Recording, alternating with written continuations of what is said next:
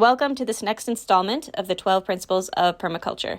This is just a mini podcast style series I'm doing where I'm going through all 12 of David Holmgren's permaculture principles, giving you our interpretation and sharing how we implement them here on Axe and Root Homestead. So today we're going to jump right into number 6, which is to use renewable resources and services. Without getting too repetitive, I feel like this kind of jumps back on principle number 2, catching and storing energy. I had already touched on how I created this water catchment pond, how we try to use solar quite a bit.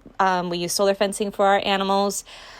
My garden lights are solar. If we get a pond for the bubbler, it will be solar. We have a lot of solar lighting on our walkways throughout the farm. So if you want more information on that, go back to the podcast episode number 2. I do want to touch on one renewable resource, which I think is really interesting and actually didn't realize or know until I had sheep, which is wool. Wool is absolutely a renewable resource. And yes, I use the wool for yarn. We send it off to a fiber mill and I use it for knitting. I have learned to knit a pair of socks, which is a major goal for me.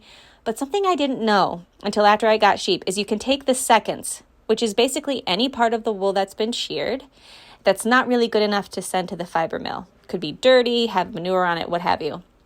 You can use that as mulch in your garden, and it makes a great mulch, and it will break down. In fact, if you had an old sweater that was free of synthetics and unnatural dyes, and you were finished with it, you could put it in the compost heap, and it would break down. I guess I didn't realize that until I got sheep. So that's really interesting and something I'm excited about incorporating to the farm. Of course, we do a lot of bamboo in our garden and in our vineyard. We stake with bamboo poles and we make trellises out of bamboo.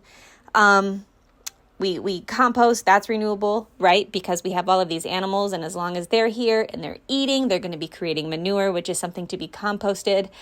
But I also didn't realize that technically until recently, horsepower counts as a renewable source of energy because we're not using a fuel that is harmful. We are just using the energy from the horse. For those who don't know, we have 2 Clydesdales. We use them for pulling, not plowing, because we don't want to tear up the surface of the soil. And I use them for riding.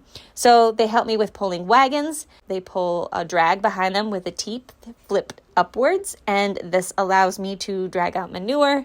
They've helped me to spread seed. So we also have a 4-wheeler that absolutely runs on fuel.